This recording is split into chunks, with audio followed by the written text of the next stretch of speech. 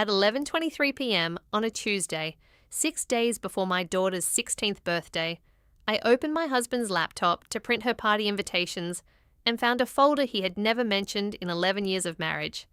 I almost closed it. I almost told myself it was nothing. Instead, I clicked. And what I found inside did not just end my marriage.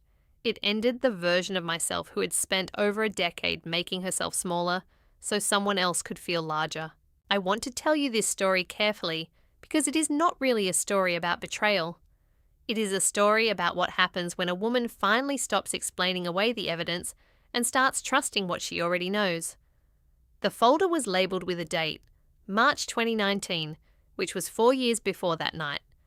Inside were financial documents, account statements, and a series of emails I was never supposed to see.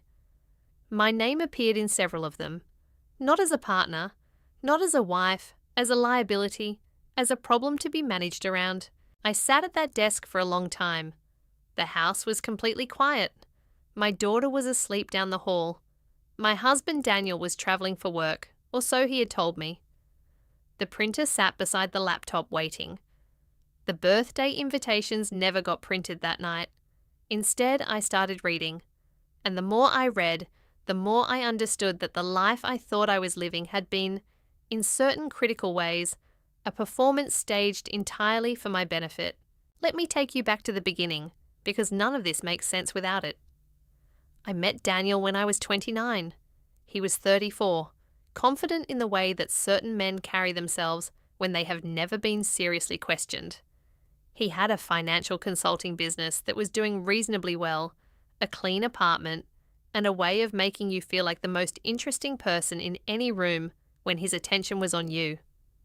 I was working as a project manager for a mid-sized healthcare company in Phoenix, Arizona. I had savings, a strong credit score, and a 5-year plan I had built entirely by myself. I tell you that not to impress you, but because it matters what came later. We dated for 2 years. He proposed at a restaurant we both loved, and I said yes without hesitation because I genuinely believed we were the same kind of people. Careful, intentional, honest. We got married in October 2012 in a small outdoor ceremony in Sedona.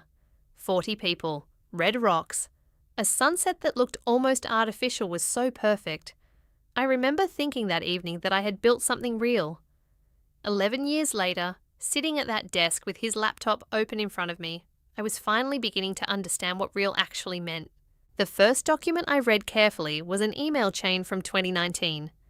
Daniel had been communicating with a business partner named Gary, someone I had met a handful of times at company dinners.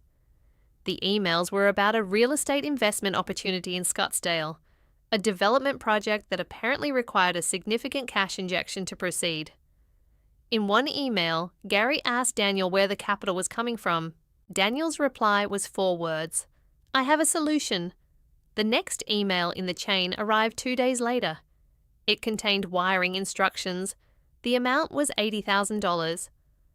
I stared at the number for a long time. Then I opened our joint savings account on my phone and scrolled back to March 2019. The withdrawal was there, $80,000, transferred out in 2 separate transactions 3 days apart. I had not known about it. I had never been told. I sat back in the chair and tried to remember March 2019 specifically. My daughter had just turned 8. We had taken a spring break trip to San Diego. I remembered Daniel being distracted that week, checking his phone constantly, saying it was a client situation, apologizing for not being fully present. I had accepted that explanation without question, because that was what I did. I accepted. I continued reading. Over the next 2 hours, I went through every document in that folder. What I found was not a single act of deception. It was a pattern, a long and carefully maintained pattern that stretched across almost the entire length of our marriage. There were 4 separate financial moves I had never been informed about, totaling somewhere just above $230,000, most of it drawn from accounts that held both our names. There were emails discussing a secondary business entity that Daniel had established without mentioning it to me, a shell company registered in Nevada in 2017. There were investment decisions made unilaterally that had consequences we were still technically living with. And woven through all of it, in various emails to Gary and two other men whose names I did not recognize, were references to me that I will not repeat word for word, but that made it clear I was not considered a participant in any of this. I was considered a circumstance. Around 1 a.m, I closed the laptop. I walked to the kitchen. I filled a glass of water and stood at the sink looking out at the backyard. The patio lights were still on. A chair we had bought together at a street market in Tempe sat near the edge of the grass. Normal objects, ordinary night. Everything had changed. The next morning, I called my older sister Claire. Claire was 51, a former paralegal turned high school administrator, and the kind of person who let you finish your entire sentence before she responded, which was rarer than it sounds. I told her everything while sitting in my car in the driveway because I could not have that conversation inside the house. She listened without interrupting. When I finished, there was a brief silence. Then she said quietly, "How long have you had a feeling something was off?" I thought about that, longer than I wanted to admit. That answer told us both something important. Because the thing about intuition is that it rarely arrives as a dramatic warning. It arrives as a small, uncomfortable question you learn to silence, a number that does not quite add up, a reaction that seems slightly too controlled, a topic that always seems to pivot at the precise moment it starts to matter. I had silenced those questions for years, not because I was foolish, because I loved him, and because love, when it is genuine, has a way of making you desperately want the evidence to mean something else. Claire asked what I was going to do. I told her I was not sure yet. What I did know, I said, was that I needed information before I needed emotion. She told me that was the right instinct. Then she told me to call an attorney before I called Daniel. That was also the right instinct. By Thursday of that week, I was sitting across from a family law and financial attorney named Patricia Owens in a quiet office on the north side of Phoenix. Patricia was 62, with close-cropped silver hair and reading glasses she wore on a chain around her neck. She had the specific kind of stillness that people develop after decades of sitting across from people in crisis. She did not rush. She did not react. She simply listened, and then she asked precise questions, the kind of questions that made me realize how many things I had never actually looked at closely. She asked whether I had independent access to all our financial accounts. Mostly, I said. She asked whether I had ever reviewed the tax returns myself or simply signed where Daniel indicated. I had signed where he indicated. She asked whether I was listed on any of the business documentation. I did not know, she noted that. After I finished describing everything I had found, Patricia removed her glasses and set them on the desk. Then she said, "Rachel, you are not the first person to sit in that chair with this particular story, and the detail that concerns me most is not the money." I looked at her. "The detail that concerns me most," she continued, "is the pattern of exclusion. Because financial decisions made without a spouse's knowledge inside a legal marriage are not just personal betrayals. Depending on documentation, they may constitute something significantly more serious. The feeling that moved through me in that moment was not anger.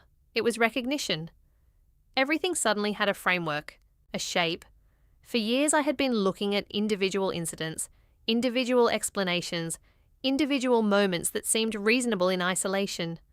Now I was looking at them together, and together they told a completely different story. Over the following 3 weeks, Patricia and I worked methodically. I gathered every financial document I could access quietly and without alerting Daniel. Bank records, tax filings, investment account statements, mortgage documents, credit applications.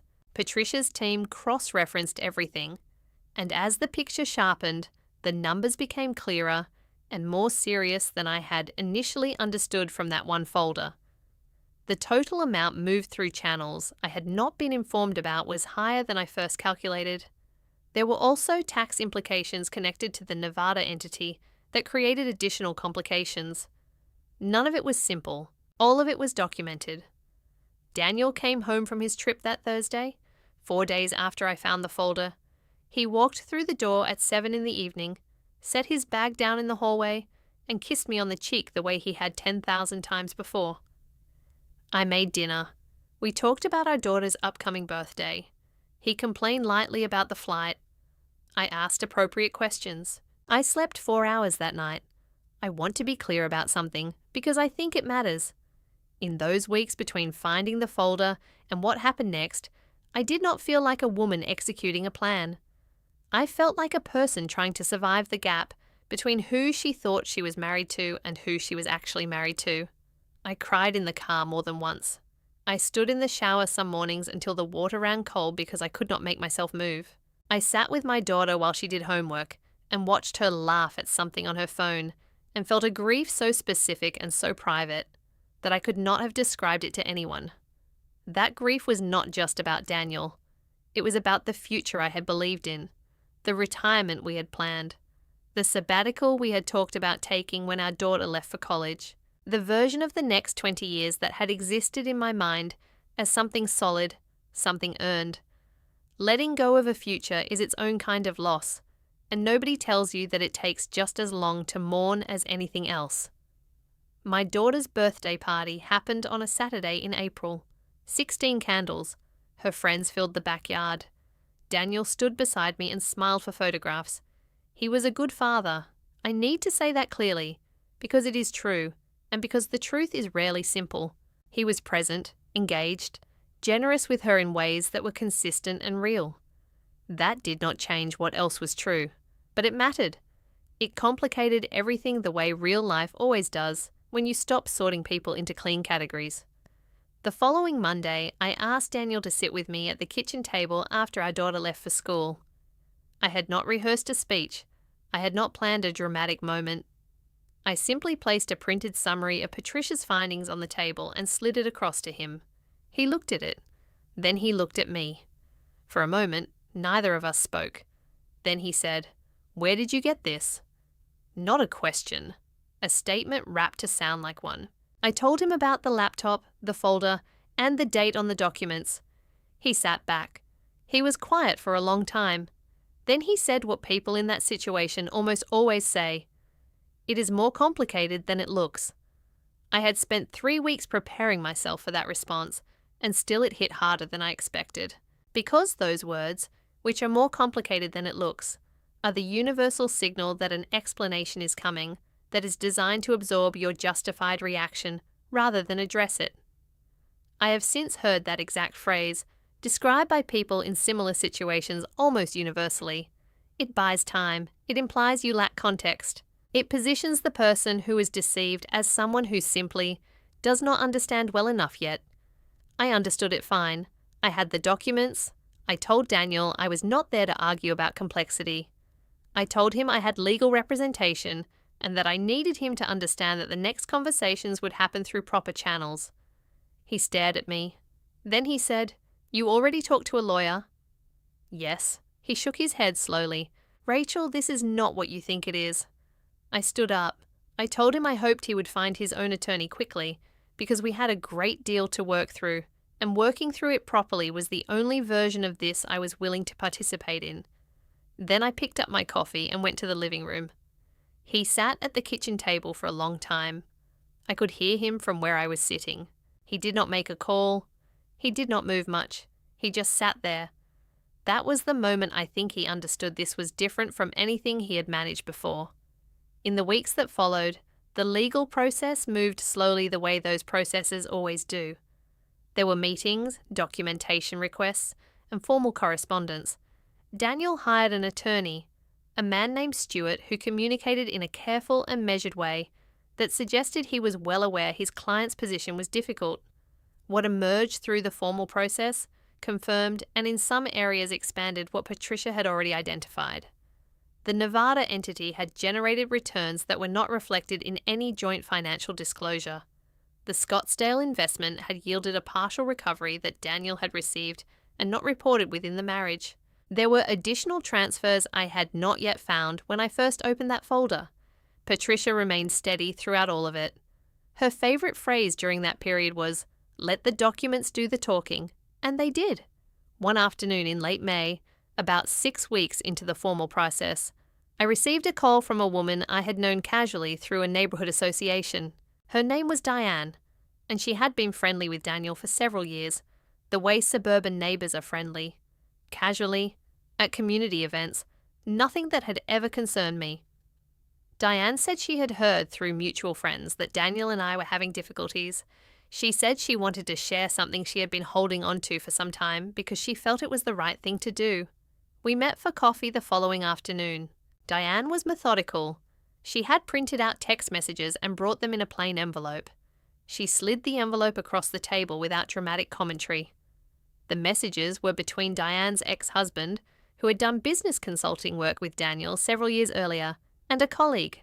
In one exchange, Daniel was referenced specifically in the context of a financial arrangement that Diane's ex-husband had declined to participate in because, as he put it in the message, it depends too much on Rachel not looking closely. I read that sentence twice. It depends too much on Rachel not looking closely. I set the envelope down. Diane said she was sorry. I told her I appreciated her coming forward. I meant it. I drove home that afternoon and sat in my car in the driveway for 20 minutes. Not crying, not angry, just absorbing the full weight of what that sentence meant. Because it did not just describe a financial decision. It described a strategy, a long-term, deliberate strategy. One that required me to be precisely the kind of person I had always been. Trusting, busy, willing to defer on the details, confident that the person I loved was managing our shared life with the same care I would have brought to it. My trust had not just been exploited, it had been counted on as a structural component of the plan. I gave that documentation to Patricia the next morning. She added it to the file without visible reaction, though I noticed she wrote something on her notepad and underlined it twice. By early June, settlement negotiations had formally begun. I will not detail every step because the specifics are not what matters here. What matters is that the process was real, the documentation was solid, and Patricia had built a case that was difficult to argue with on the merits. Daniel's attorney came to the table with an opening position that Patricia described afterward as optimistic on their part. Our position was clear, documented, and consistent. The negotiation took 8 weeks. There were moments I wanted it to simply be over regardless of outcome, because the sustained stress of living through a legal process, while also parenting, working, and maintaining some version of daily normality, is genuinely exhausting in a way that is hard to describe if you have not experienced it. Claire drove down from Flagstaff twice during that period and stayed for long weekends, and I will never adequately express how much that mattered. Some evenings we did not talk about any of it. We made dinner, watched something unremarkable on television, and sat in the kind of comfortable silence that only exists between people who have known each other long enough that presence is enough. My daughter knew something serious was happening. She was 16, not 6. I told her that her father and I were going through some significant changes, that both of us loved her completely, and that the details were adult matters she did not need to carry. She was quieter than usual for several weeks. Then one evening she came into the kitchen while I was making dinner and stood beside me and said, "Are you okay, Mom?" I told her I was getting there. She nodded. Then she picked up a spatula and helped me finish cooking without asking anything else. That was one of the most grace-filled moments of the entire year. The settlement was reached in August. I recovered a substantial and meaningful portion of what the documentation supported. Not every dollar, because these processes rarely produce perfect outcomes, but enough. Enough to re-establish financial security on my own terms. Enough to close the chapter with clarity rather than continuing to fight over diminishing returns. Patricia shook my hand when we finished. She said I had been her most prepared client of the year. I told her I hoped that was not actually a compliment, since being prepared had required me to spend months documenting my own marriage. She smiled at that. It was a small, real smile, and it helped. In the months after the settlement, I did something I had not done in a very long time. I made decisions entirely for myself. Not for a partnership, not in consideration of what another person needed, or preferred or wanted to project to the world, just for me. I renovated the home office into a space I actually liked. I started running again, something I had let go of years earlier when schedules became too compressed. I took my daughter on a trip to Portland, just the two of us. and we spent 4 days walking around a city neither of us had seen before, eating at places we chose randomly, talking more honestly than we had in years. She told me things about her inner life that she had not shared before. I told her things about mine. It was the best trip I had ever taken. Daniel and I have a functional co-parenting relationship now. It is not warm. It is not unkind either. It is structured and clear, which after everything feels like its own form of relief. He has never offered a full accounting of his reasoning, and I have stopped expecting one. Some people are capable of genuine accountability, and some people are capable of performing it convincingly enough to buy themselves more time. I no longer spend energy trying to determine which category he falls into. What I know is what the documents showed me, and that is sufficient. There is something I want to say directly to anyone who is somewhere inside a version of this story right now. Not necessarily the legal details, but the emotional architecture of it. The part where you keep finding reasons why the evidence probably means something else.